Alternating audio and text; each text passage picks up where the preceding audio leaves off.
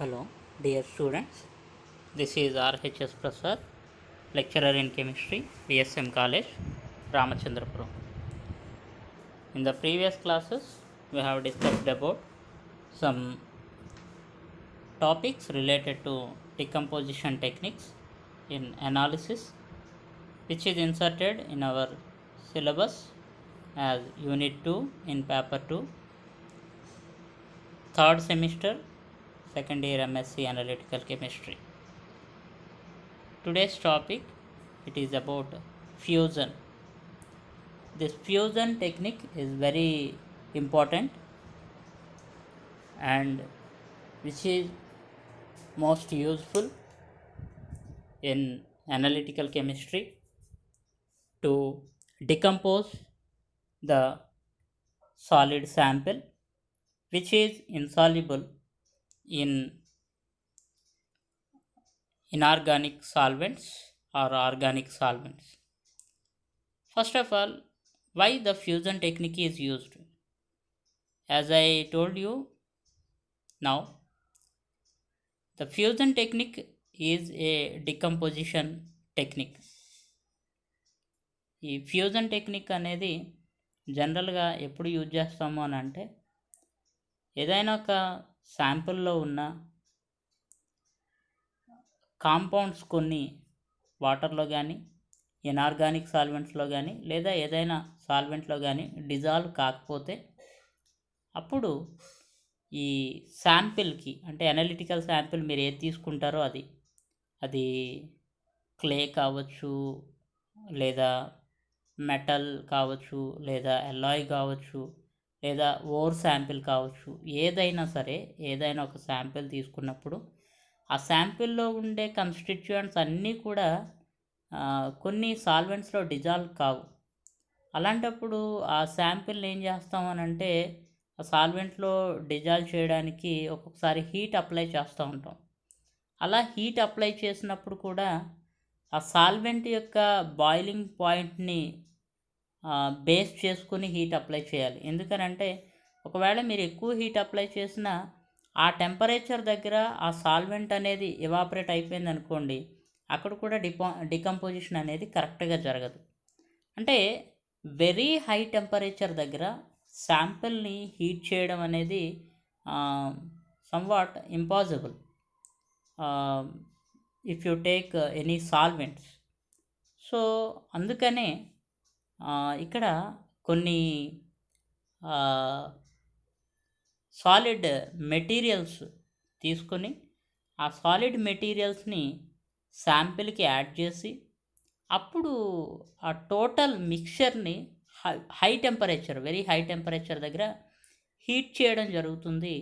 So దానివల్ల ఏమవుతుంది అని అంటే ఆ కంపోజిషన్ మొత్తం ఆ మిక్చర్ మొత్తం మెల్ట్ అయిపోతుంది. అంటే కొంచెం వాటర్ టైపు మెల్ట్ అయిపోతుంది, లిక్విడ్ ఫామ్లోకి వెళ్ళిపోతుంది. సో ఆ తర్వాత మీరు ఏ సాల్వెంట్లో పర్టికులర్గా ఏదైనా ఒక సాల్వెంట్లో అంటే అక్కడ ఉండే కన్స్టిట్యూయెంట్స్ దేనిలో అయితే డిజాల్వ్ అవుతాయో దాంట్లో డిజాల్వ్ చేసి టోటల్గా మీరు శాంపిల్ సొల్యూషన్ అనేది పొందుకోవచ్చు.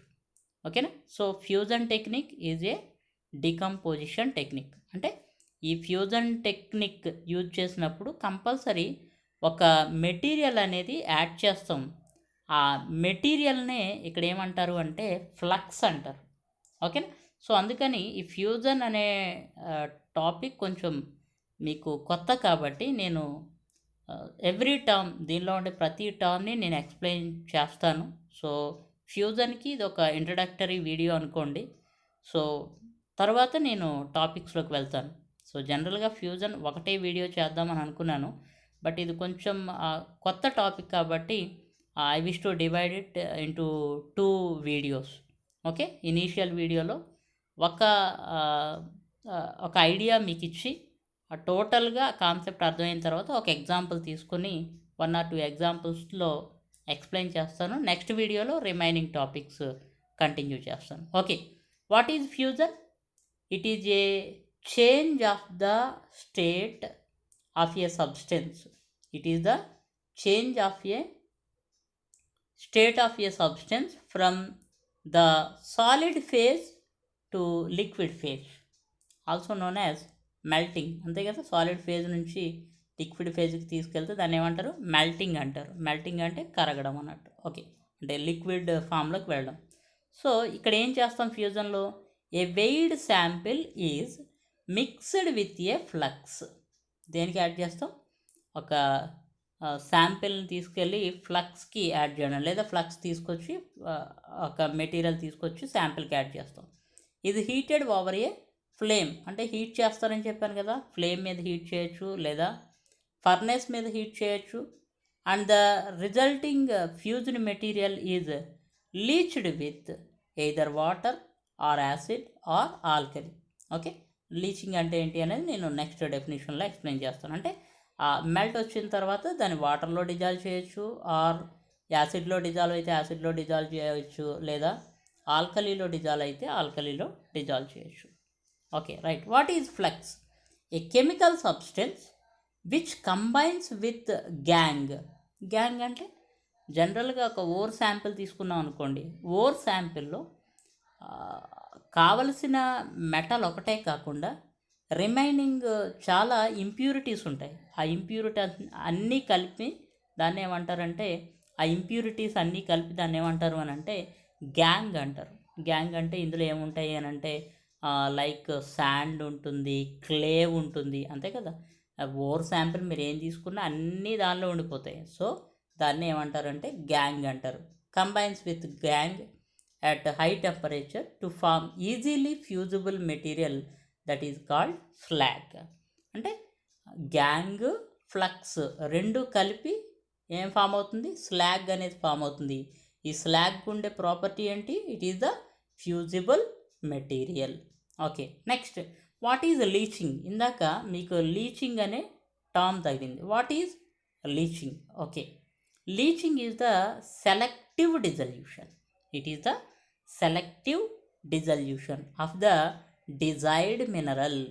ఏదైతే ఏ మినరల్ని అయితే మీరు డిజాల్వ్ చేద్దాం అనుకుంటున్నారో అలా selective dissolution of the mineral, leaving behind the impurities in a suitable dissolving agent is called as leaching. మీకు ఎగ్జాంపుల్ చెప్తే ఇంకా బాగా అర్థమవుతుంది.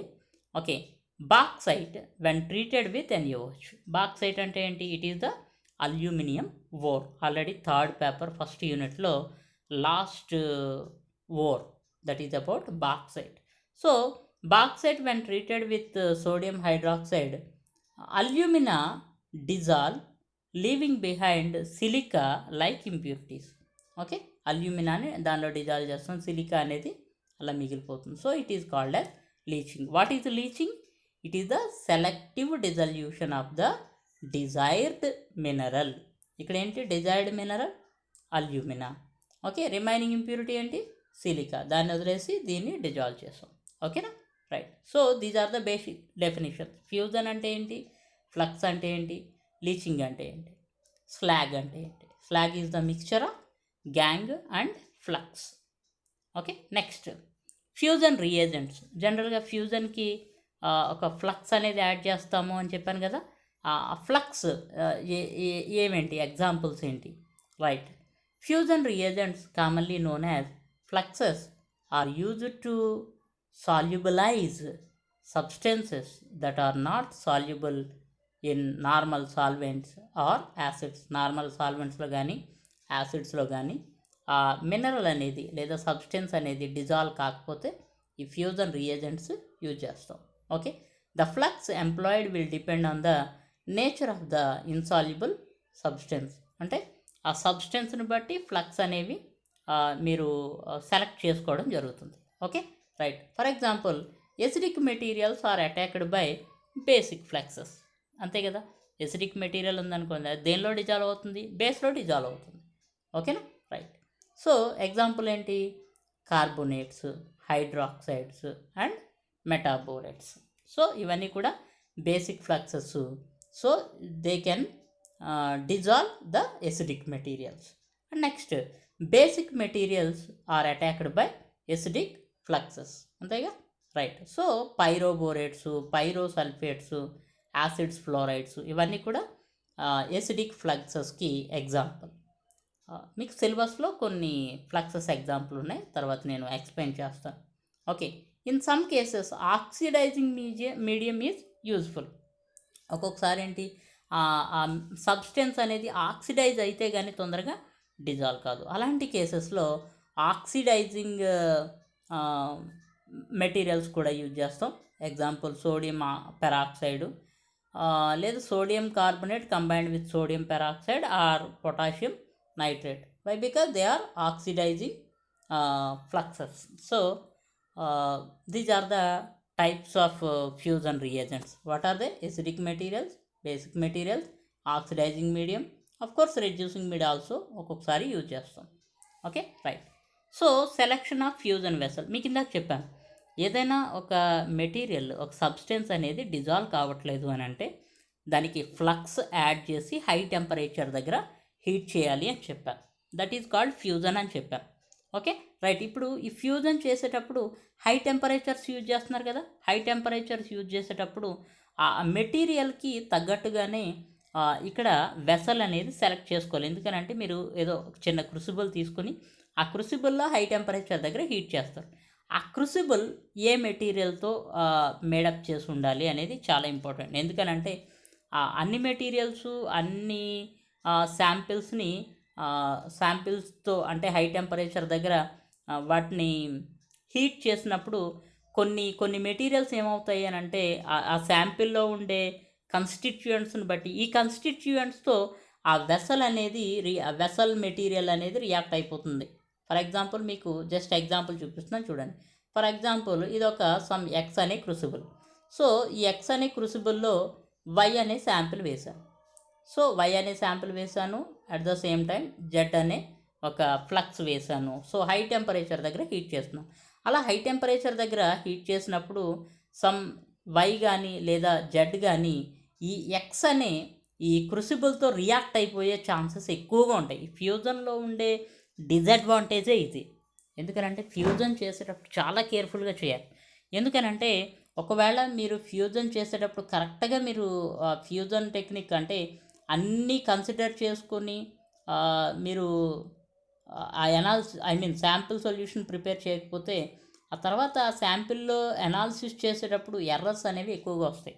ఈ ఫ్యూజన్లో ఉండే మెయిన్ డిసడ్వాంటేజ్ అనమాట. అందుకనే ఫ్యూజన్ టెక్నిక్ యూజ్ చేసేటప్పుడు you need to consider each and every point.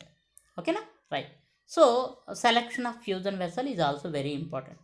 So for example platinum crucible అనేది యూజ్ చేస్తారు. దేనికి యూజ్ చేస్తారు అని అంటే if you wanted to fuse with sodium carbonate, lithium metaborate and potassium pyrosulphate etcetera. So ఈ fluxes use చేసి fusion technique వెళ్ళేటప్పుడు అంటే ఫ్యూజన్ చేసేటప్పుడు ప్లాటినం క్రూసిబుల్ యూజ్ చేయాలి. Okay, right. సో అఫ్కోర్స్ ఈ ప్లాటినం క్రూసిబుల్ ఎలా ఉంటుంది, సిలికా క్రూసిబుల్ ఎలా ఉంటుంది, ఇవన్నీ కూడా మీకు థర్డ్ పేపర్లో ఫస్ట్ యూనిట్లో ఆల్మోస్ట్ 1 or 2 వీడియోస్లో నేను ఎక్స్ప్లెయిన్ చేశాను. సో అందుకని ఇక నేను ఆ ఇమేజెస్ ఏమి ఇక్కడ పెట్టట్లేదు. ఓకేనా, right. So next nickel or silver crucible.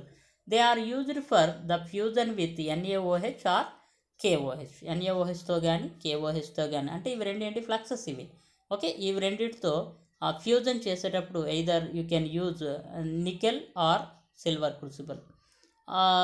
Nickel, gold, silver or iron crucibles for sodium carbonate or sodium peroxide. ఒక్కొక్కసారి రెండు కలిపి కూడా ఫ్యూజన్ మిక్చర్గా యూజ్ చేస్తాం. సో అలాంటి కేసెస్లో కూడా you can use nickel crucible or gold crucible or silver crucible or iron crucible. Okay, next particularly nickel crucibles are used for sodium carbonate and potassium nitrate. ఎందుకనంటే ప్లాటినం కూడా జనరల్గా ఈ sodium carbonate potassium nitrate use చేసేటప్పుడు slightly attack అవుతుంది. ఎందుకంటే మీకు ఇందాక ఫస్ట్లో చెప్పాను నేను సోడియం కార్బోనేట్ యూజ్ చేసేటప్పుడు ప్లాటినం క్రూసిబుల్ యూజ్ చేస్తామని చెప్పి. బట్ కొన్ని కేసెస్లో ప్లాటినం మెటీరియల్ కూడా కొంచెం రియాక్ట్ అవుతుంది జరుగుతుంది. అందుకని అలాంటి కేసెస్లో నికెల్ క్రూసిబుల్స్ అనేవి యూజ్ చేస్తారు. Okay, selection of crucible is also very important. That is called vessel. Okay, ఎక్కడైతే మీరు ఫ్యూజన్ చేస్తున్నారో, దేంట్లో అయితే చేస్తారో దాన్ని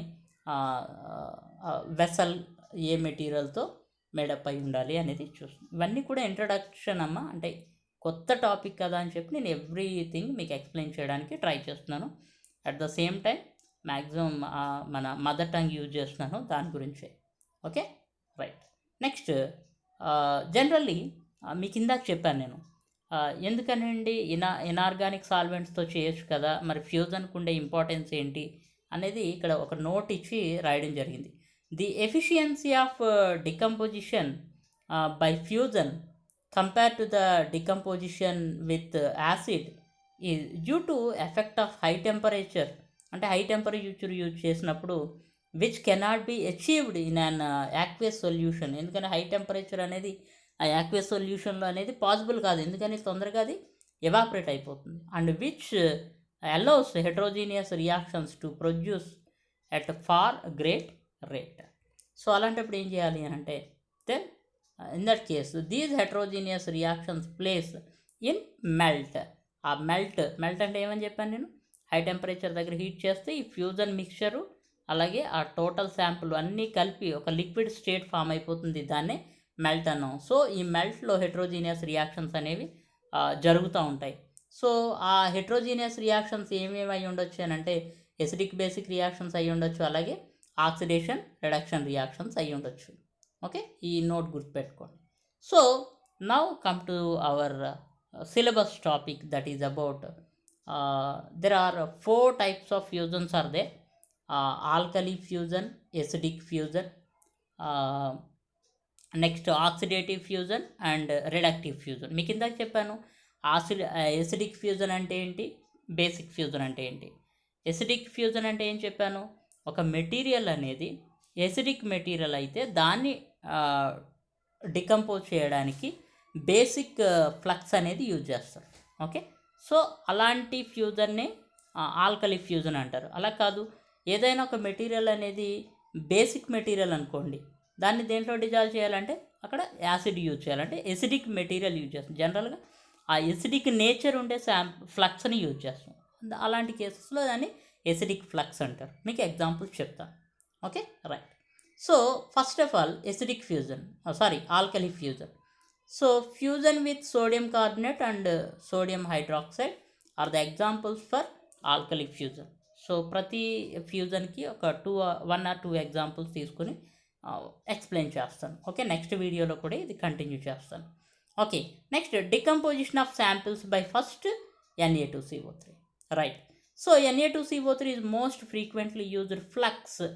ఫ్లక్స్ అంటే ఏం చెప్పాను, ఫ్యూజన్లో యూజ్ చేసే material to mix with the sample to convert the insoluble form of the sample into the soluble form. Okay, right. So it is used for alkali fusion.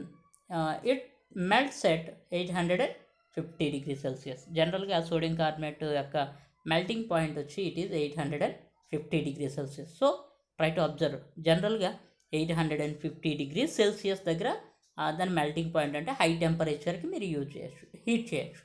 Okay, as sodium carbonate contains impurities for some elemental analysis A correction must be applied. జనరల్గా ఈ sodium కార్బోనేట్లో ఒక్కొక్కసారి impurities అనేవి వస్తాయి. ఆ impurities అనేవి మరి శాంపిల్తో interact అయిపోతాయి కదా, అందుకని కొన్ని కరెక్షన్స్ కూడా చేయాల్సి వస్తుంది. అదే చెప్పాను నేను, ఈ ఫ్యూజన్ టెక్నిక్ యూజ్ చేసినప్పుడు ఎనాలిసిస్లో కొన్ని ఎర్రర్స్ వస్తూ ఉంటాయి. సో వాటికి కరెక్షన్స్ కూడా మీరు చేయాల్సి వస్తుంది. అందుకనే ఎక్కడో కానీ ఫ్యూజన్ టెక్నిక్ అనేది ఎక్కువగా యూజ్ చేయరు. నార్మల్గా ఏదో ఒక సాల్వెంట్లో డిజాల్వ్ చేసేయడం జరుగుతుంది. ఒకవేళ సాల్వెంట్లో డిజాల్వ్ చేయకపోతే కొంచెం హీట్ చేసి డిజల్యూషన్ అనేది చేస్తారు. మీకు అందుకే ఫస్ట్ నుంచి చెప్తున్నాను, ఎనాలిసిస్ చేసేటప్పుడు అది క్వాలిటేటివ్ ఎనాలిసిస్ కానివ్వండి, క్వాంటిటేటివ్ ఎనాలిసిస్ కానివ్వండి, ఎనాలిసిస్ చేసేటప్పుడు డిజల్యూషన్ అంటే conversion of the sample into the solution form is very important. అది మీరు చేయగలిగితే ఆటోమేటిక్గా 60% ఎనాలిసిస్ కంప్లీట్ అయిపోయినట్టే. ఓకేనా, right. So pure sodium carbonate can be obtained by heating at 300 degrees Celsius. So sodium carbonate, pure sodium carbonate కావాలనుకోండి, so 300 degrees Celsius దగ్గర heat చేస్తే so ఆటోమేటిక్గా దానిలో ఉండే ఇంప్యూరిటీస్ అనేవి రిమూవ్ అయిపోతాయి. So pure sodium carbonate can B obtain by heating at 300 degrees Celsius temperature. So solution sodium carbonate partly decomposed at 900 degrees Celsius as sodium carbonate to sodium oxide and carbon dioxide. Okay, so sodium oxide గాను carbon dioxide గాను అది decompose అవుతుంది. So that sodium oxide formed may react with platinum forming sodium platinate which dissolves in solution. అందుకే మీకు ఇనిషియల్గా ఇందాక ఒక point చెప్పాను నేను, ఇది nickel crucibles for sodium carbonate and potassium nitrate. Why? Because platinum is slightly attacked. ఎందుకు platinum అనేది అటాక్ అయిందని చెప్పాను?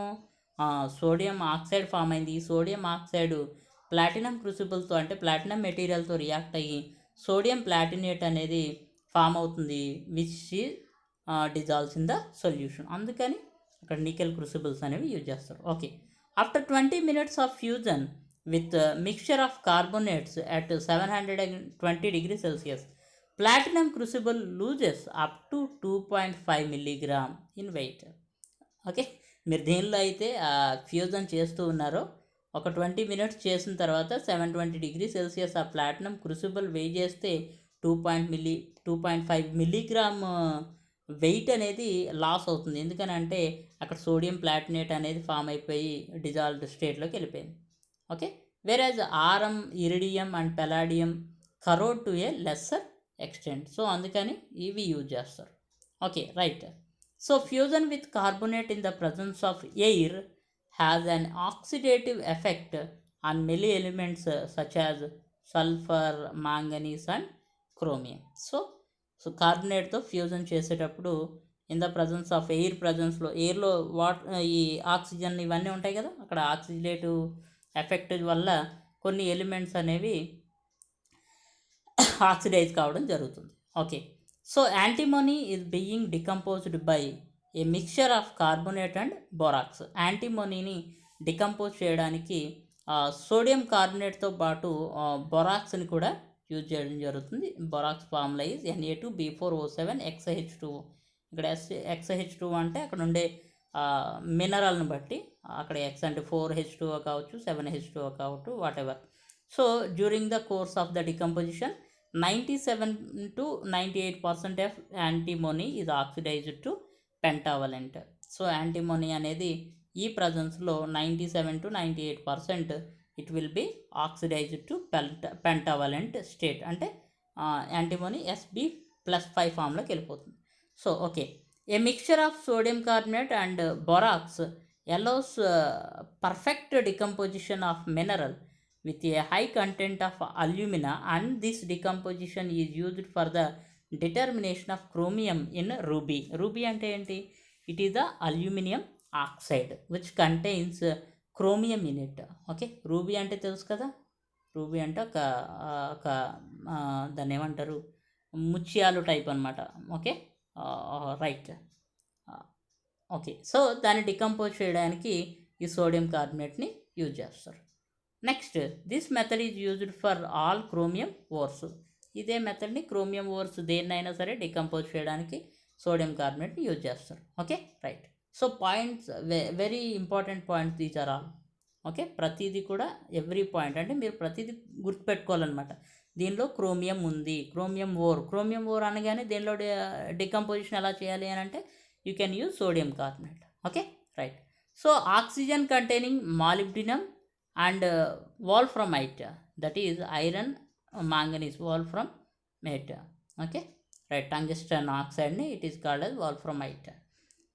Minerals are decomposed quantitatively by sodium carbonate and borax fusion. Okay, అక్కడ కూడా అంటే మాల్బ్డినం కానీ అలాగే వాల్ఫ్రమైట్ కానీ అంటే టంగ్స్టన్ కంటైనింగ్ మినరల్ కానీ డికంపోజ్ చేయడానికి you can use the mixture that is sodium carbonate and borax. Sodium carbonate is mainly used as a flux for the decomposition of silicate rocks. Silicate rocks అలాగే silicate మినరల్స్ని decompose చేయడానికి కూడా you can use sodium carbonate. The amount of flux depend upon the character of the rock. ఎంత flux use చేయాలి, ఎంత amount of flux use చేయాలి. ఒక్కొక్కసారి 4 times of flux use చేస్తారు, ఒక్కొక్కసారి 5 టైమ్స్ యూజ్ చేస్తారు. అంటే ఆ శాంపిల్ వెయిట్ కంటే 10 టైమ్స్ ఫ్లక్స్ యాడ్ చేయడం కూడా జరుగుతుంది according to the character of the rock. Next, silicate minerals must be decomposed at low temperature slowly if mineral contains fluoride content. ఈ దీంతో డికంపోజ్ చేసేటప్పుడు ఒకవేళ సిలికేట్ ఉందనుకోండి, సిలికేట్తో పాటు ఫ్లోరైడ్ కంటెంట్ కూడా దానిలో ఉందనుకోండి, అక్కడ టెంపరేచర్ అనేది తక్కువగా యూజ్ చేయాలి.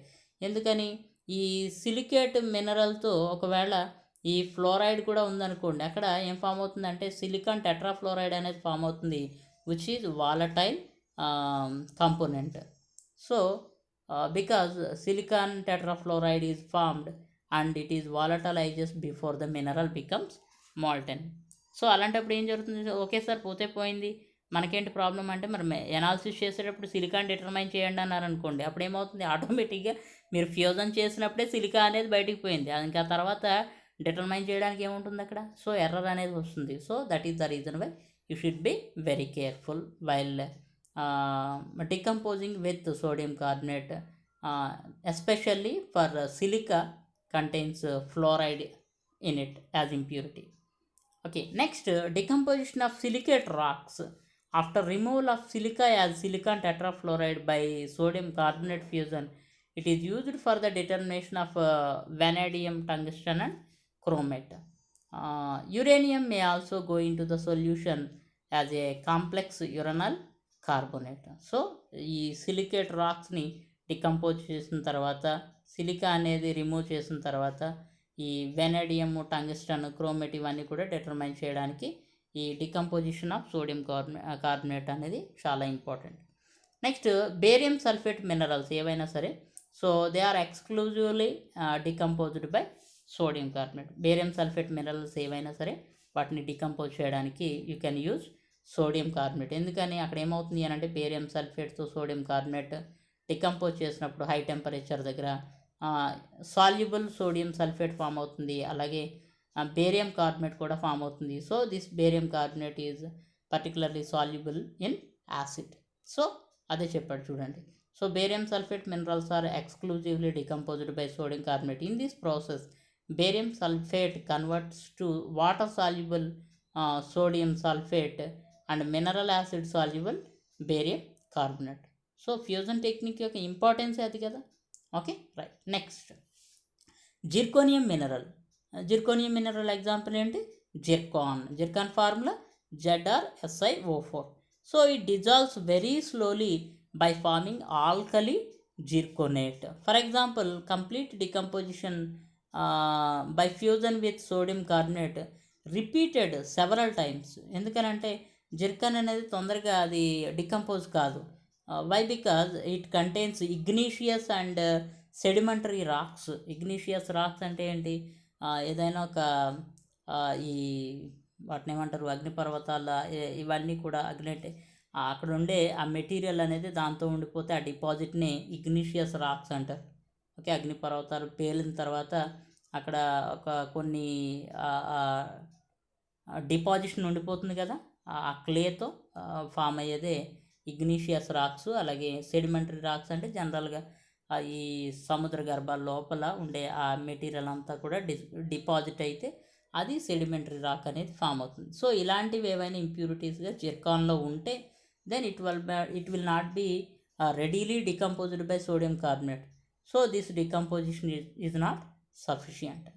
So the fusion of rocks and minerals with sodium carbonate in platinum crucible leads to error in the determination of iron. So ఎందుకనంటే ఈ ఐరన్ ఆక్సైడ్ అనేది డికంపోజ్ అయినప్పుడు ఫెర్రిక్ ఆక్సైడ్ గాను అలాగే ఐరన్ గాను డికంపోజ్ అవుతుంది. ఈ డికంపోజ్ అయిన ఐరన్ అనేది ప్లాటినంతో రియాక్ట్ అయ్యి ఎల్ఐ ఫామ్ అవుతుంది. ప్లాటినం, ఐరన్, ఎల్ఐస్ ఫామ్ అవుతాయి.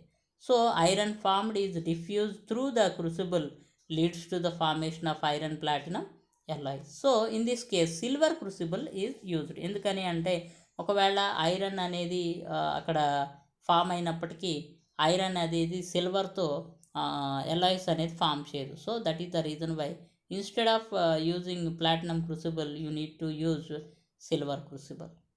Okay, right. Fusion with sodium carbonate cannot be used to determine thallium because it volatilizes during decomposition. Thallium ఒకవేళ మినరల్లో ఆ బోర్లో లేదా శాంపిల్లో థాలియం ఉందనుకోండి, ఆ థాలియం ఉన్న శాంపిల్ని సోడియం కార్బోనేట్తో ఫ్యూజన్ టెక్నిక్లో యూజ్ చేయకూడదు. ఎందుకనంటే అట్లా యూజ్ చేశారనుకోండి, థాలియం అనేది ఏమవుతుంది, ఆటోమేటిక్గా వాలటైలైజ్ అయిపోతుంది. ఆ తర్వాత థాలియంని డిటర్మైన్ చేయడానికి థాలియం ఉండదు, ఆల్రెడీ అది వాలటైల్ అయిపోయింది. So it is very important. అలాగే మెర్క్యూరీ, సెలీనియం కూడా other elements which volatilizes during the fusion. అంటే థాలియం కానీ, మెర్క్యూరీ కానీ, సెలీనియం కానీ ఎలాంటి ఎలిమెంట్స్ అంటే వాలటలైజ్ ఎలిమెంట్స్ ఏమున్నా సరే అలాంటి వాటిని సోడియం కార్బోనేట్ ఫ్యూజన్ టెక్నిక్లో యూజ్ చేయకూడదు. అలాగే fusion with alkali carbonates and extraction of the melt with water is frequently used for the group separation. జనరల్గా సోడియం కార్బోనేట్ ఫ్యూజన్ చేసిన తర్వాత సో వాటర్ సాల్యుబుల్ ఎలిమెంట్స్ని తీసినప్పుడు అక్కడ గ్రూప్ సెపరేషన్ అనేది చేస్తారు. First group, second group, third group అని.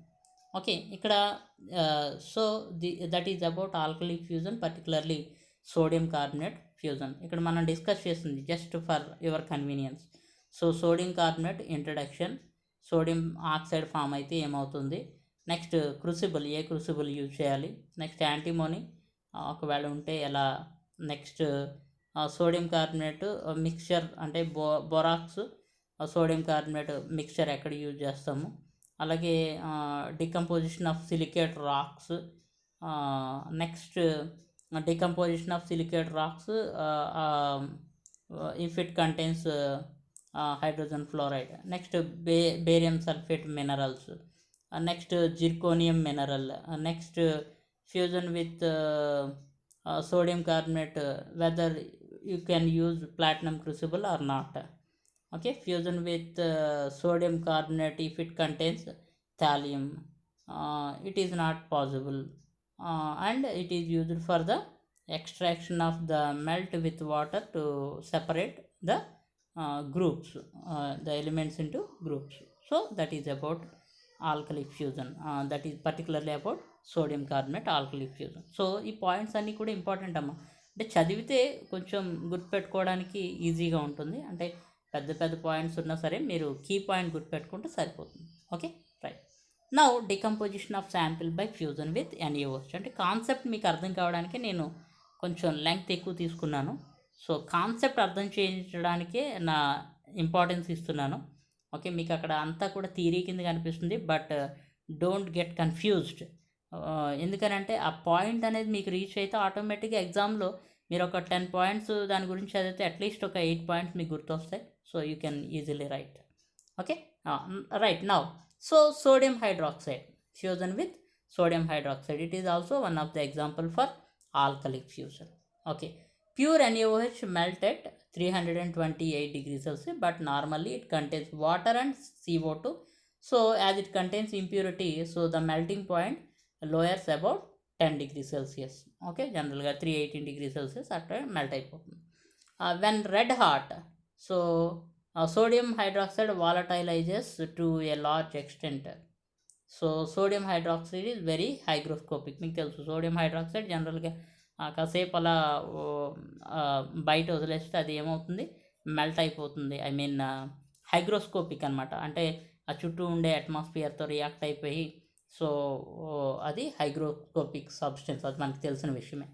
Okay, next a 10 to 20 fold amount of sodium hydroxide is required compare to the sample weight. మీకు ఇందాక చెప్పాను, ఈ ఫ్యూజన్ టెక్నిక్ యూజ్ చేసేటప్పుడు శాంపిల్ వెయిట్ అనేది ఎంత ఉంటుందో దానికి 4 times కానీ 5 times కానీ 10 times కానీ ఫ్లక్స్ అనేది యాడ్ చేయడం జరుగుతుంది అని చెప్పాను. సో ఇక్కడ 10 to 20 times ఫ్లక్స్ అనేది యాడ్ చేస్తారు. ఇక్కడ ఫ్లక్స్ ఏంటి, sodium hydroxide.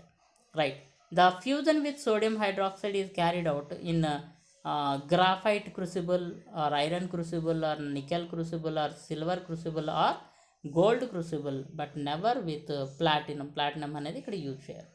Okay, right. At 500 degrees Celsius platinum corrodes nearly 100 to 200 milligrams. So అందుకని ఇక్కడ ప్లాటినం క్రూసిబుల్ యూజ్ చేయకూడదు. On the other hand gold crores only 40 milligram.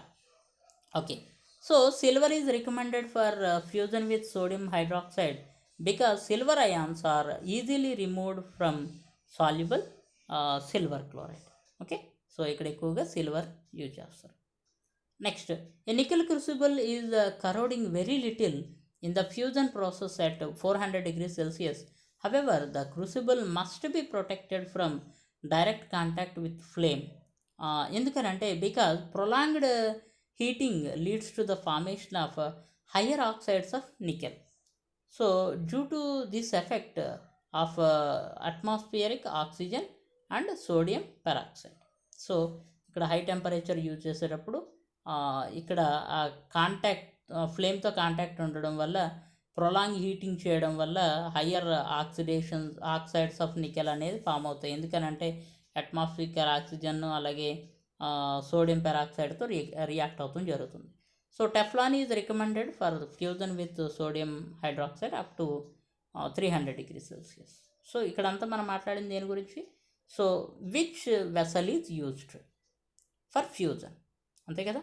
Fusion చేసేటప్పుడు ఫ్యూజన్ మిక్చర్ ఏంటి, అలాగే ఏ వెసల్ యూజ్ చేయాలి. ఎందుకంటే అన్ని వెసల్స్ యూజ్ చేసేస్తే మీకు ఫస్ట్లోనే చెప్పాను, selection of vessel is very important. అందుకే first introduction, it's melting point, next what are the vessels used. Okay, right. Next, fusion with hydroxide is used for the decomposition of minerals such as quartz అంటే ఏంటి, జనరల్గా silicates, clay, glass making sand, carbides, natural oxides, fluorides and some ores and rocks, ఇవన్నీ కూడా హైడ్రాక్సైడ్తో fusion చేస్తారు. Okay, by digesting the melt అంటే ఏంటి, fusion మొత్తం కంప్లీట్ అయిపోయిన తర్వాత వచ్చిన మిక్చర్ ఏ ఫామ్లో ఉంటుంది, మెల్టింగ్ స్టేజ్లో ఉంటుంది, లిక్విడ్ ఫామ్లో ఉంటుంది. So by digesting the melt అంటే దాన్ని ఏం చేయాలి, డిజాల్వ్ చేసేయాలి కదా. So digesting the melt with water, it is easy to separate the elements of 5th and 6th group elements of periodic table. 5th group elements అలాగే 6th group elements separate చేయడం easy. So which form stable oxygen containing anions in alkaline medium. Alkaline మీడియంలో ఏం form అవుతాయి, వాటి oxygen containing anions form అవుతాయి. ఏంటవి, chromates, tungstates, molybdates etcetera. Next, the oxidation is facilitated by the atmospheric oxygen or small amount of sodium oxide. Okay, next, fusion with sodium hydroxide is best method for the dissolution of rock samples that contains iron. Okay, so ఏదైనా rock శాంపిల్లో iron ఉంది అని అంటే అప్పుడు sodium hydroxide fusion is very useful. Okay, next, determination of trace elements such as chromium, iron, cobalt ఇలాంటి వాటిని determine చేయాలనుకున్నాం అనుకోండి. ఎక్కడ, synthetic ruby అంటే ఏంటి ఇందాక చెప్పాను, it is the aluminium oxide which contains chromium in it particularly. So fusion is carried out in zirconium crucible. ఒకవేళ if you wanted to determine chromium, iron and cobalt in synthetic rubies, then fusion is carried out in zirconium crucible. If graphite crucible is used, ఒకవేళ zirconium కాకుండా graphite crucible use చేశారనుకోండి, then if it is used, it absorbs majority of the trace elements like chromium, iron, cobalt. వీటిని అన్నింటి observe చేసేస్తే ఆటోమేటిక్గా ఏమవుతుంది, error అనేది వస్తుంది. So that is the reason why you should not use graphite crucible. If gold crucible is used, then అప్పుడేమవుతుంది, reaction between gold and the melt takes place. If nickel crucible is used, then it contaminates the melt. అంటే మీరు పర్టికులర్గా zirconium క్రూసిబుల్నే use చేయాలి. So graphite కానీ, gold కానీ, nickel కానీ crucible use చేయకూడదు. Okay, next, quartz reacts with quickly forming water soluble alkaline silicates. So crystals of titanium dioxide and hydrated aluminium oxides decomposed very easily in hydroxide melt. ఇవన్నీ examples ఇవన్నీ. Okay, right. Less then 15% tin containing minerals. ఒకవేళ ఏదైనా ఒక మినరల్లో 15% కంటే తక్కువ tin ఉందనుకోండి, then it is easily decomposed by fusion with sodium hydroxide. Whereas high quantity of tin containing minerals, ఒకవేళ 15% కంటే ఎక్కువ టిన్ కంటైనింగ్ మినరల్స్ ఏమైనా ఉన్నాయనుకోండి, such as cassiterite, okay right, it is decomposed up to 97% with high flux and proper grinding. ఇలాంటప్పుడు ఎక్కువ flux అనేది use చేయాలి. అదే 15% కంటే తక్కువ టిన్ ఉంటే no problem, it will be decomposed easily by NaOH. But if it contains more than 15% of tin, those minerals needs high decomposition, okay, high amount of sodium hydroxide for decomposition. Next, chromates are partially decomposed by fusion with sodium hydroxide. ఒకవేళ chromites ఉన్నాయంటే then you can use sodium hydroxide. అప్పుడు ఏమవుతాయి, ఈ chromites కాస్త క్రోమేట్స్గా అంటే soluble క్రోమేట్స్గా convert అవుతాయి. ఓకే, ఫ్యూజన్ అంటే అంతే కదా, ఫ్యూజన్లో ఏమవుతాయి, insoluble state will be converted into the soluble state. But complete decomposition by the addition of oxidants such as nitrate or sodium peroxide, ఒక్కొక్కసారి ఆక్సిడేషన్ కూడా ఇంపార్టెంట్ అని చెప్పాను కదా, అలాంటప్పుడు so it leads to the formation of soluble chromates in fusion. Next, so a natural alkaline earth sulphate, ఏదైనా ఒక natural alkaline earth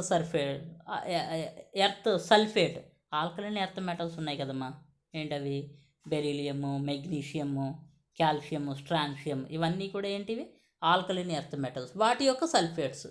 okay, న్యాచురల్గా alkaline earth metals యొక్క సల్ఫేట్స్ ఏమైనా సరే, they decomposes in molten hydroxide.